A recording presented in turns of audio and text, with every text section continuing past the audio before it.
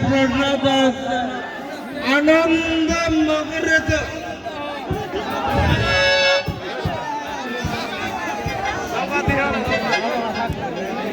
শুনেছি আর নাকি রাজ্য অভিষেকের দিন মন্ত্রী বেটা বসবে সিংহাসনে। না আমি মাথা নেব, আমি মাথা নেব। জুতো যারা সিংহাসনে বসে আমি করব রাজ্য পরিচালনা। আর দাদার পুষ্পাঞ্জলি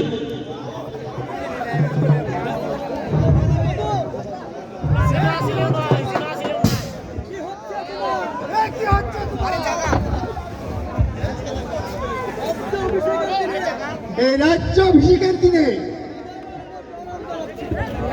এই রাজ্য অভিষেকে দাদার চরণে প্রণাম জানাচ্ছি। মনে রেখো কুমার, এটা এটা পাগলামি করার জায়গা না, এটা হলো রাজ্যের দরবার।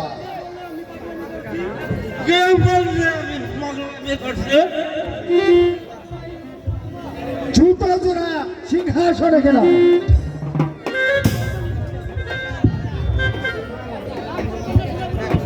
রাগ করবেন না সারা কথা বলবেন।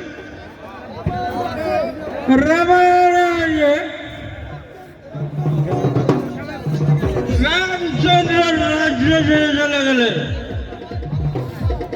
তার ছোট ভাই ভরত সিংহাসনে বসে রাজ্য পরিচালনা করবে। আমি তাই দাদার বর্তমান কালে তাই করতে চাইছিলাম। তুমি তুমি ভুলে যেও না কুমার, তুমি হলে একজন মাতা।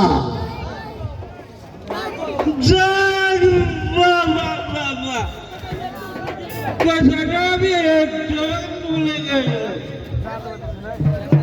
কোথায় কোথায় রামচন্দ্রের ভাই ভারত, আর কোথায় অমর সিংহ? ওই মন্ত্রী মশাই এসে সিংহাসনে বসবে। আরে বাপরে, চলে যা।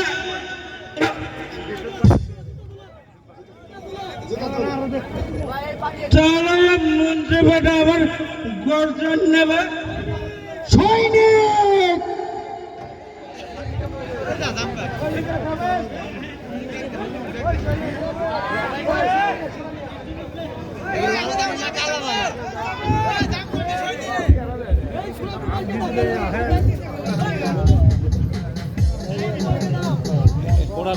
সুরা, সৈনিক সুরা কুমারকে দাও।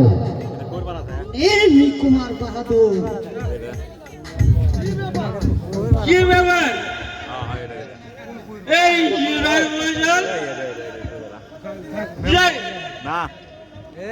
জানি জানি আজ আনন্দ উৎসবের দিনে এটাই তোমার প্রয়োজন।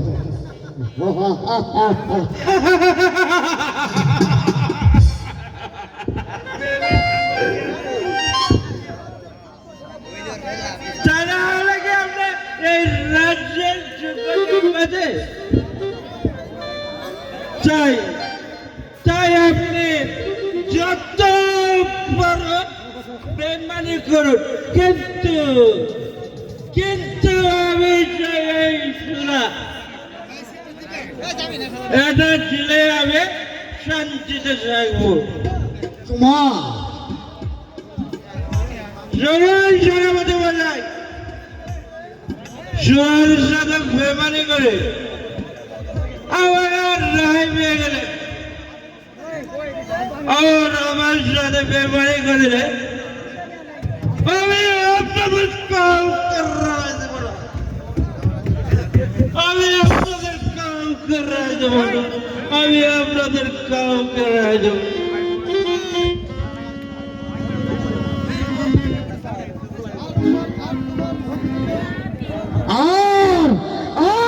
আমার ভক্তকে কেউ রোধ করতে পারবে না। হ্যাঁ, ব্যবস্থা নেওয়া হয়েছে, সব সব ঠিক আছে মন্ত্রী মশাই।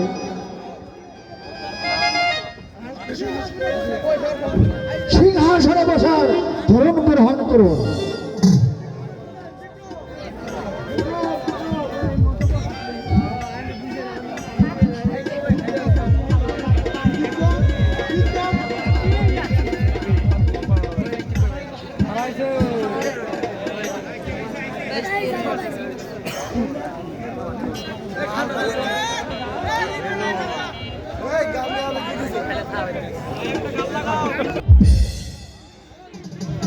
হ্যাঁ মন্ত্রী মশাই,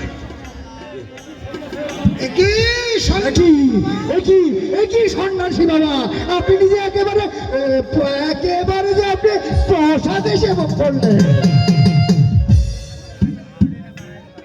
শুনেছি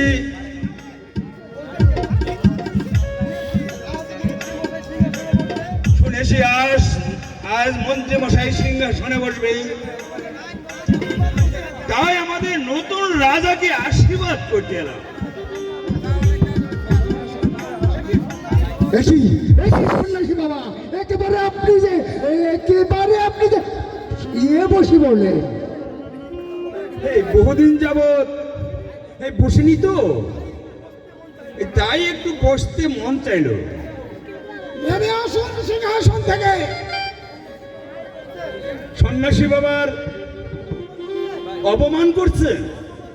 অপমান নয়, আপনি সিংহাসন থেকে নেমে আসুন। যদি নেমে না আসি, জোর করে নেমে আনবো। আমি তোমাকে অভিশাপ দেব। অভিশাপ?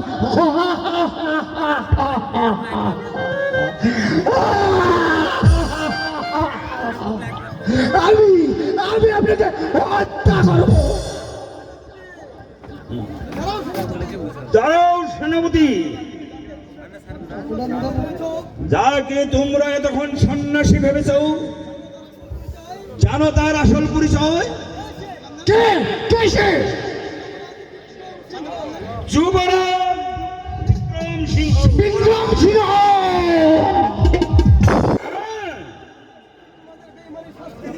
আমি এসেছি তোমাদের বেঈমানির শাস্তি দিতে। কে আছিস? বন্দি কর বেঈমানদের। আপনাকে আজকেও আসবে না। সকল সকল সৈন্যরা আজ আমার হাতে অনুগত। কি?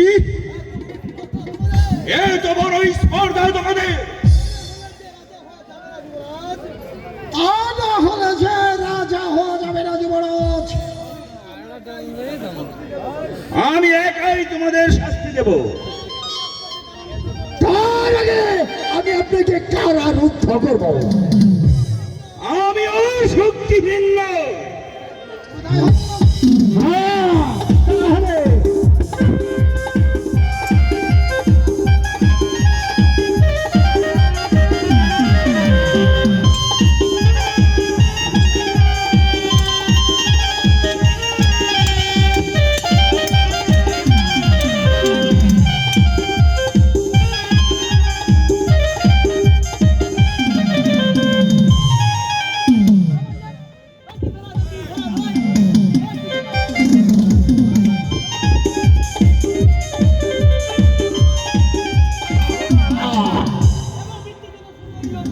এবার মৃত্যুর জন্য তৈরি হওয়া শয়তান। তুমি মৃত্যুর জন্য তৈরি হও বিক্রম সিংহ। নইলে অস্ত্র ফেলে দাও, নইলে আমার পিস্তলে এখানে গর্জে উঠবে। মন্ত্রী মশাই,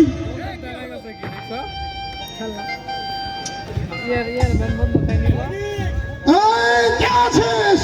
সৈনিক, বন্দী কর বিক্রম সিংহকে, নিয়ে যাও অন্ধকারের মধ্যে।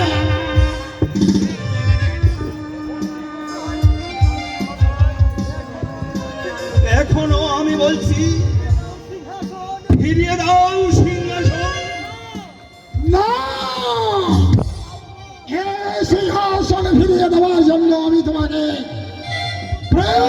তোকে আমি হত্যা করবো, তবু আমি তাহলে এই সিংহাসনে ফিরে যেতে পারো, আমি বসবো এই সিংহাসনে। তবে আপনিও জেনে রাখবেন, যে বেঈমানি আজ আপনি করলেন এর শাস্তি আপনাকে ভোগ করতেই হবে।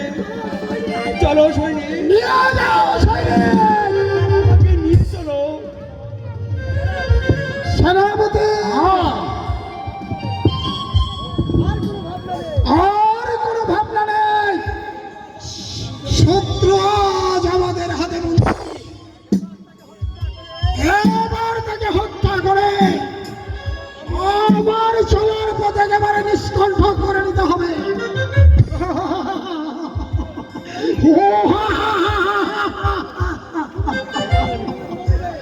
হ্যাঁ, যুবরাজকে এমনি ভাবে আমাদের কাছে ধরা দিবে, তা আমি কল্পনাও করতে পারি নাই মন্ত্রী মশাই।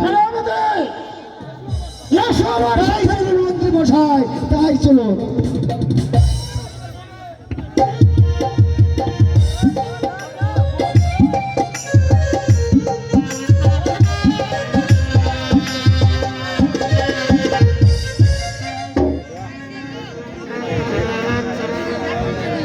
বিয়ের পর যুবরাজ রাজপ্রাসাদে গেলেন, আজও সে ফিরে এলো না।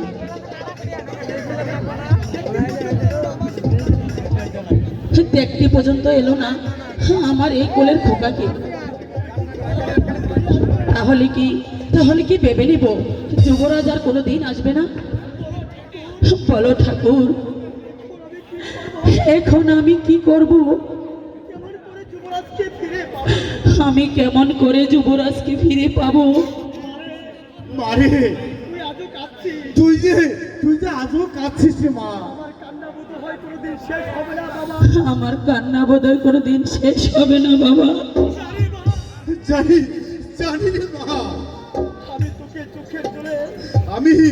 আমি তোকে চোখের জলে তোকে আমি ভাসতে দিব না রে মা। আমি তোর মুখের হাসি ফুটিয়ে তুলবো। কেমন করে বাবা? যুবরাজ কি কোনোদিন ফিরে আসবে না বাবা? আসবে মা, আসবে। ওই যুবরাজ নিশ্চয়ই ফিরে আসবে রে মা। কেমন করে বিশ্বাস করব বাবা? খোকার জন্মের আগে যুবরাজ গেলেন, এখন পর্যন্ত ফিরে এলো না। আমি যে আর ভাবতেও পারছি না বাবা।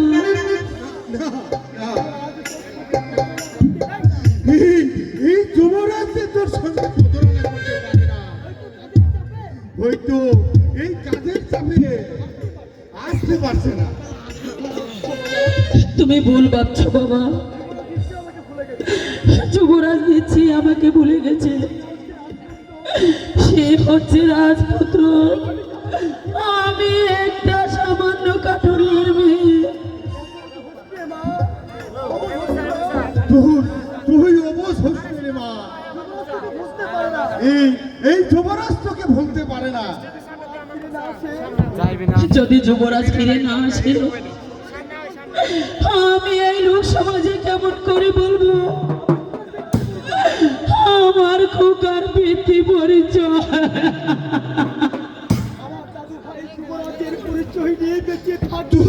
তুই মা আমার এই দাদু ভাইয়ের পরিচয় নিয়ে বেঁচে থাকবি মা। এবার এই দাদু ভাইকে নিয়ে ঘরে যাবা। এই যেমন হোক, এই ফিরে আনবো যে এই বিক্রম সিংহকে। বাবা কাঁদিস রে মা, যা ঘরে যা। এই যুবরাজকে না পেলে এই মেয়েটাকে কেঁদে কেঁদে মরা যাবে। এই পাপ হয়ে এই মেয়ের দুঃখ কেমন করে সহ্য করবো আমি? এই কেমন করেই হোক এই যুবরাজকে পোশাক থেকে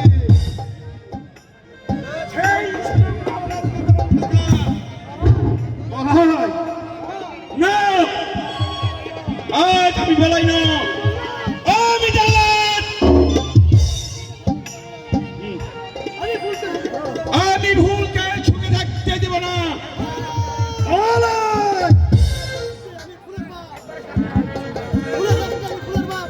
ভুলে যাসনি আমি যে ফুলের বাপ।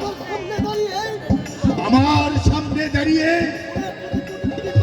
এই ফুলের প্রতি কুযুক্তি করলি, আমি তোকে ক্ষমা করব না। এই কার ভাই তুমি? আমার এই হাতের কোড়ালে আমি তোর মাথাটাকে দু ফালতে করে দেব। সাবধান, কথা বলতে দাও। আজ আমার হাত থেকে কেউ তোমাকে বাঁচাতে পারবে না। কি তুই আমাকে হত্যা করবি? হ্যাঁ, হ্যাঁ, আমার সাথে গাদ্দারি করলে পালাই, পালাই। মনে রাখিস, বড় হয়েছি বলি আমি এখনো মোটেও দুর্বল নই। তোর মতন লম্পটকে শাস্তা করার শক্তি এখনো আমার এই বাহুতে আছে। তাই নাকি? তাহলে বলাই কাদা শক্তির পুচ্ছম।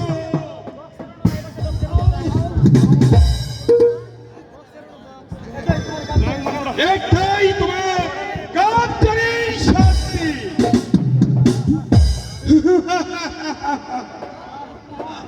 ফুল পালিয়ে যা, ফুল তুই পালিয়ে যা।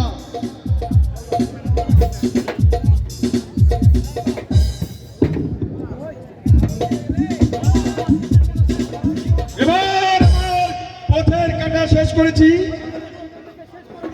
ওই গদাধর কাটাকে শেষ করে দিয়েছি। দেখি ভুল কোথায় চলে গেল, দেখি ভুল কোথায় চলে গেল।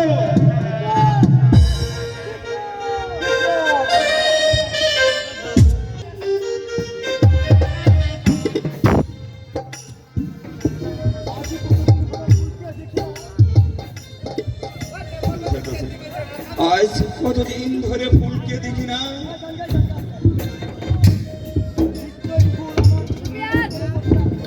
নিশ্চয়ই ফুল আমাকে আমার জন্য অভিমান করে বসে আছে।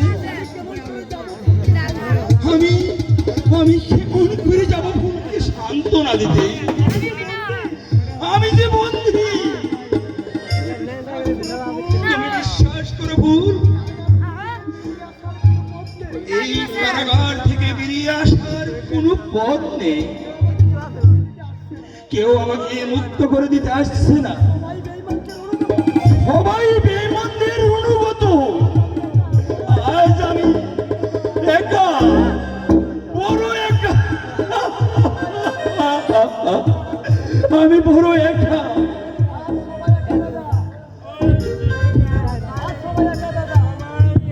দাদা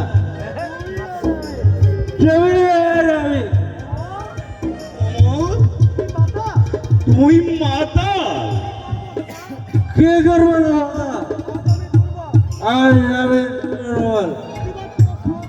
প্রতিবাদ করার সাহস নেই। সত্য কথাটা বললে তোমার মতো আমার যন্ত্রণা ভোগ করতে হবে। তাই তো এই সুরার স্রোতে গা ভাসিয়ে দিয়ে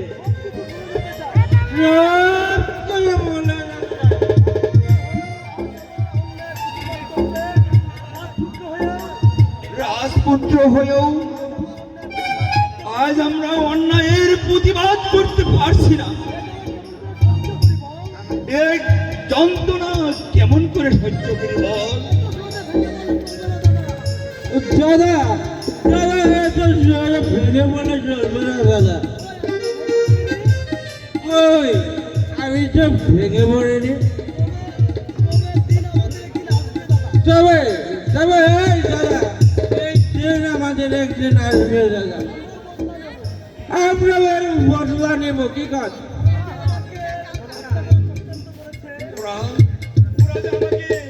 হত্যা করার চক্রান্ত করেছে? পারবে না দাদা, পারবে না। একবার যখন তুমি বেঁচে গেছো, কেউ তোমাকে হত্যা করতে পারবে না। যাও যাও দাদা, তোমাকে আমি মুক্ত করে দিয়েছি। বেঈমানকে করার শক্তি আমার আছে।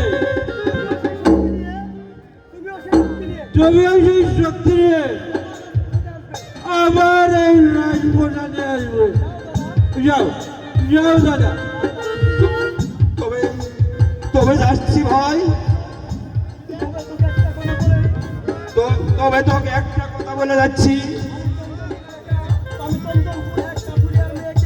আমি ওই চন্দনপুরের একটা কাঠুরির মেয়েকে ফুলকে বিবাহ করেছি। সে যদি আমার সন্ধানে আসে, রাত ওই রাজকর্মচারীরা যদি তার প্রতি অবিচার করে, তুই তাকে সাহায্য করিস ভাই। আমি চলি ভাই, আমি চলি। দাদা দাদা বিয়ে করেছে। তবে তবে আমার বউজির দেখার সুযোগ আমার হলো না। রামের ভাই, ও রামের ভাই সুরাকে লক্ষণ সুরাপান করছো। আমিও তো রামের ভাই লক্ষণ। আমি আর সুরা খাবো না। বৌদি দেখলে কি বলবে? কোথায় গেলে সেনাপতি, বন্দী যমরাজকে দরবারে হাজির করো, আমি তার বিচার করব।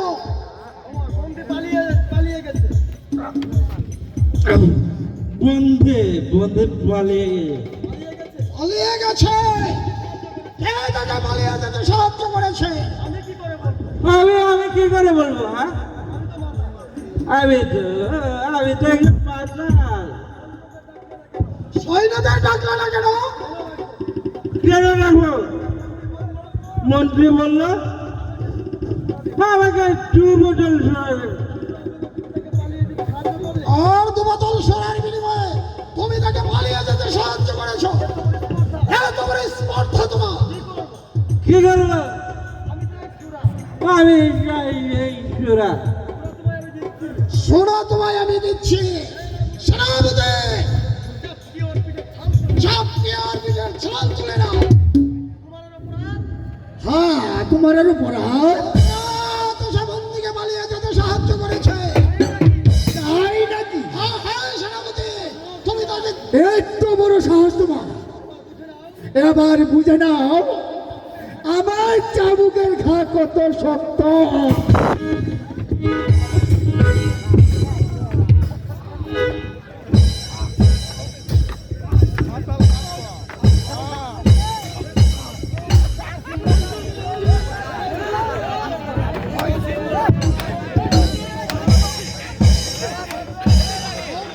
সেনাপতি, চাবি করে বন্ধ করুন।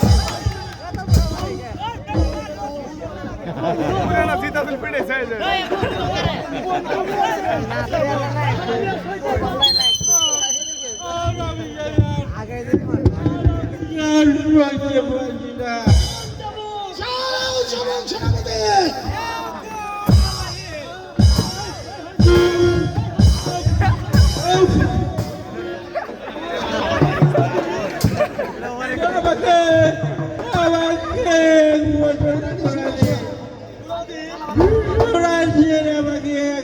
সৈনিক, তোমার কি মারা যাবে মন্ত্রী মশাই? সৈনিক, সুরা নিয়ে আসো।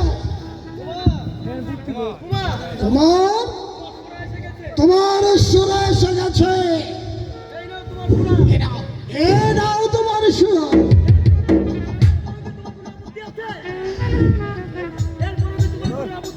এরপরেও তোমার কি কোনো আপত্তি আছে কুমার?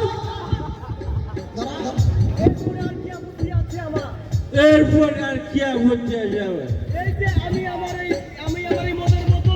এই যে আমি আমার মদের বোতলে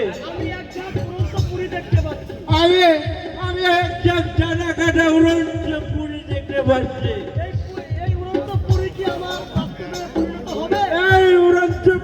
কি আবার বাস্তবে পরিণত হবে?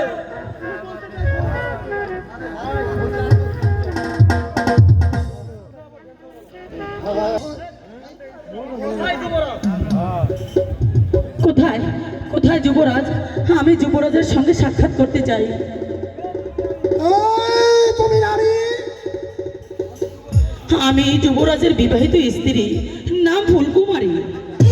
নারী, তোমার এত স্পর্ধা যে যুবরাজের নামে মিথ্যা কলঙ্ক রটানো, তোমার এত বড় সাহস! আমি আমি যে তোমাকে কঠোর শাস্তি দেব। আগে যুবরাজকে ডাকুন, তার মুখ থেকেই আপনারা সত্যি কথাটা জানবেন। মিথ্যা কথা! তোমাদের মতো চরিত্রহীন মেয়েরা অনেক কিছু সাজিয়ে গুজিয়ে বলতে পারে। বিশ্বাস করুন, আমি চরিত্রহীন নয়। যুবরাজ আমাকে ভালোবেসে বিয়ে করেছে, আর আমার কোলে শিশুটি দেখতেছেন, এটা এটা হচ্ছে যুবরাজের অনুজাত সন্তান। আমি যা সত্য মানতাম না,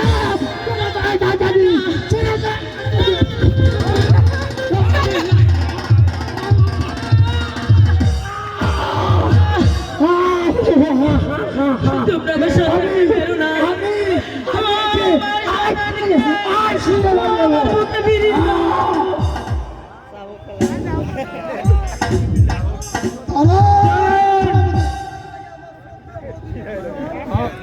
একবার আমার শ্রদ্ধা বৌদিকে আমি প্রণাম করে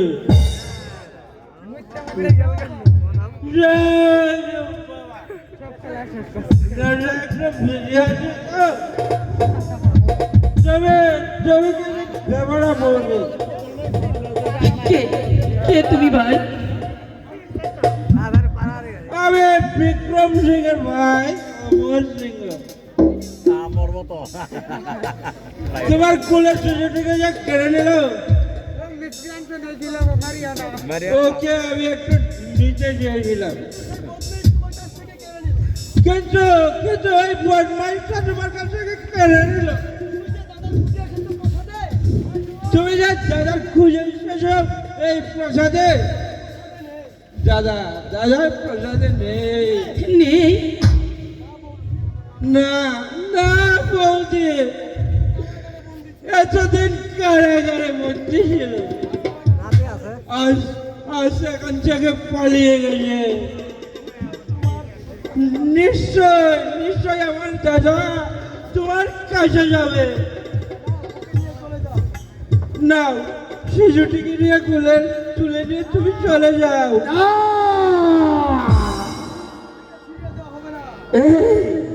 এই শিশুটিকে ফিরিয়ে দিতে হবে না।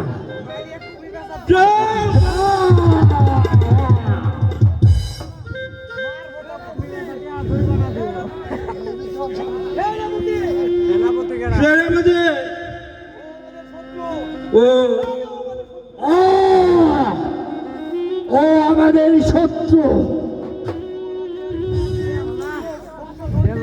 ওই যুবরাজের কোন বংশধরকে আমরা বাঁচিয়ে রাখবো না। না, ও যে আমার একমাত্র সন্তান, ওকে তোমরা আমার বুক থেকে কেড়ে নিও না। আমার খোকাকে তোমরা আমার কোলে ফিরিয়ে দাও। ফিরিয়ে দিব?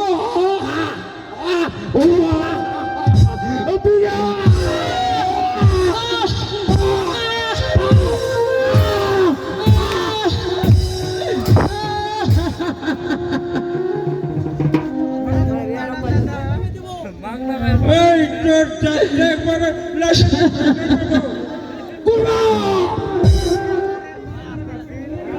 সভাপতি, এই কুলোটা নারীকে চুলের মুড়ি ধরে প্রাসাদ থেকে বের করে দাও। আমি তাই দেবো মন্ত্রী মশাই, আমি তাই দেবো। ওই কুলঙ্কার নারীটাকে চাপ দিয়ে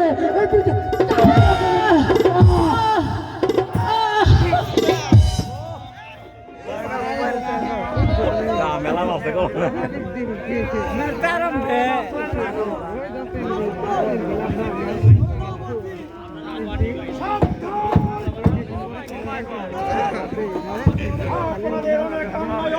সহ্য করেছি পিতা, আপনাদের অনেক অন্যায় ও বিচার সহ্য করেছি পিতা, আর সহ্য করব না। এই নারীর প্রতি আর একবার কঠিন যুক্তি করলে আমি আপনাকে পিতা বলে ক্ষমা করব না। কি করবে তুমি? এই পিস্তলের গুলিতে আপনাদের দুজনের মাথাটাই উড়িয়ে দেব। ওই শিশুটিকে ফিরিয়ে দিন বলছি। তবে তবে দিয়েছি দিচ্ছি শিশুটিকে। এসো বোন, আমি তোমাকে ওই প্রাসাদের বাইরে দিয়ে আসবো। এখানে থাকলে এই শয়তানেরা যেমন ওই যুবরাজকে মৃত্যুর হাত থেকে রেহাই দেয়নি, তেমনি তোমাকেও রেহাই দেবে না। চলে আসো বোন। শুনুন মন্ত্রী মশাই, ইচ্ছা করলে এই মুহূর্তে আমি আপনাদের মাথার খুলি উড়াই দিতে পারব, কিন্তু তা না করে আপনাদের চরিত্রের সংশোধন করার সুযোগ দিয়ে গেলাম। ভবিষ্যতে এরপরেও যদি আপনাদের স্বভাবের পরিবর্তন না হয়, তাহলে আজকে ক্ষমা করলেও আমি আপনাদের ভবিষ্যতে কোনোদিন ক্ষমা করব না, কোনোদিন ক্ষমা করব না। চলো বোন। আর আমিও বলে যাচ্ছি সেনাপতি মশাই, আজ আমার উপদিকে লাথি মারলে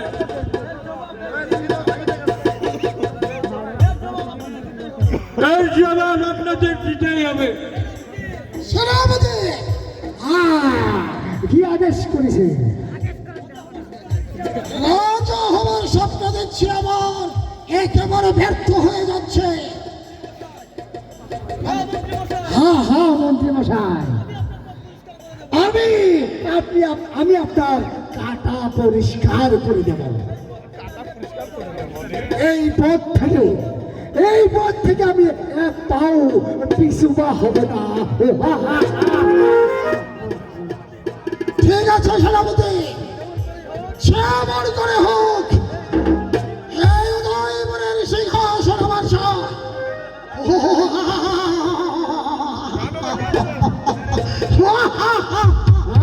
তাই চলুন মন্ত্রী মশাই, তাই চলুন।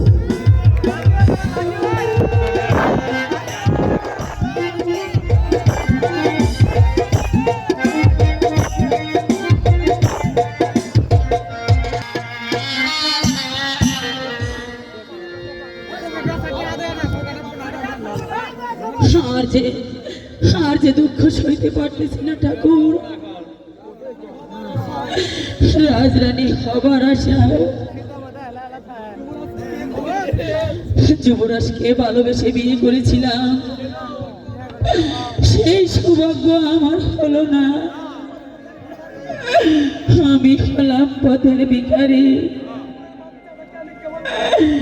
কিন্তু এই কোলের বাচ্চাটাকে আমি কেমন করে মানুষ করব? আর কোথায় বা পাবো আমি একটু আশ্রয়?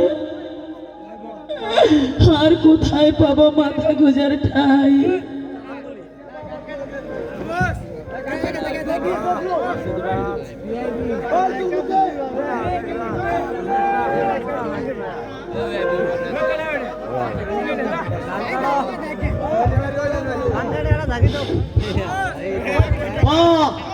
তুমি তো সুন্দর গাইতে পারো না রে। এই পাহাড়ি এলাকায় এমন মধুর কণ্ঠ সুরে গান কোনোদিন শুনিনি। এখানে নতুন এসেছো বুঝি? হ্যাঁ, আমি তোমাকে দেখে বুঝতে পেরেছি নারী। থাকো কোথায়? আমার থাকার কোনো জায়গায় নেই। তুমি আমার সাথে চলো। কোথায় যাব? আমার ঘরে। সেখানে কেন? আমি জানি তুমি বড় দুঃখিনী।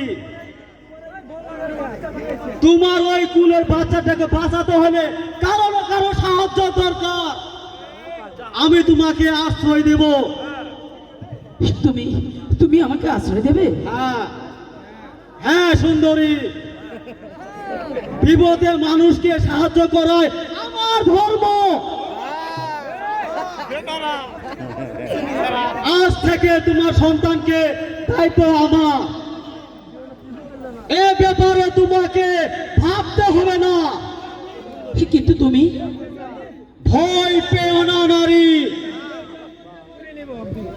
লোকে যাতে তোমার আমার ব্যাপারে কোনো কলঙ্ক লুটাতে না পারে সেই ব্যবস্থাই আমি করব। সে আবার কি ব্যবস্থা? আমি তোমাকে শাদী করে স্ত্রীর মর্যাদা দেব।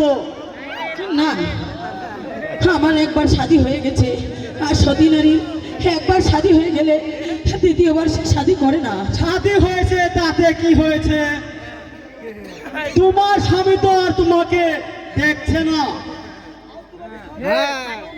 আজ তোমাকে সাহায্য করার মতো কেউ নেই।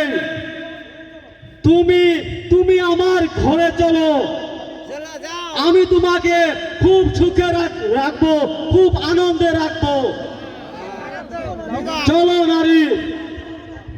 না না না, আমি তোমার সাথে যাব না। যাবে না?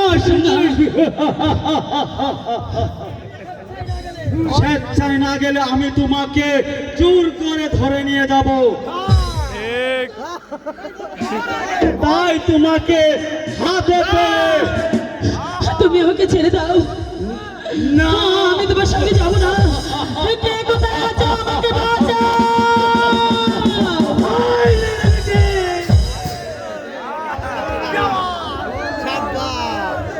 সর্দার, সর্দার আপনি আমার অপরাধ ক্ষমা করুন। না, পাহাড়ি সর্দারের কাছে আর কোনো ক্ষমা নেই। আমি তোকে বাঁচিয়ে রাখবো না। আর কোনোদিন অন্যায় করব না সর্দার। তুমি তুমি আমাকে ক্ষমা করে দাও। হ্যাঁ, তোর কোনো ক্ষমা নেই। নারী নির্যাতনের একটা শাস্তি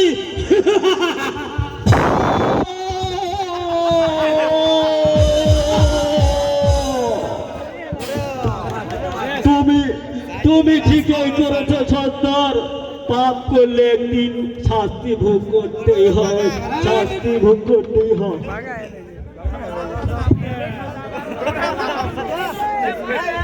কি করলে সর্দার? ওকে তুমি খুন করে ফেললে? পাহাড়ি সর্দারের কাছে এটা কোনো ব্যাপারই নয়। অপরাধীকে আমি কখনো ক্ষমা করিনি, আজও করবো না।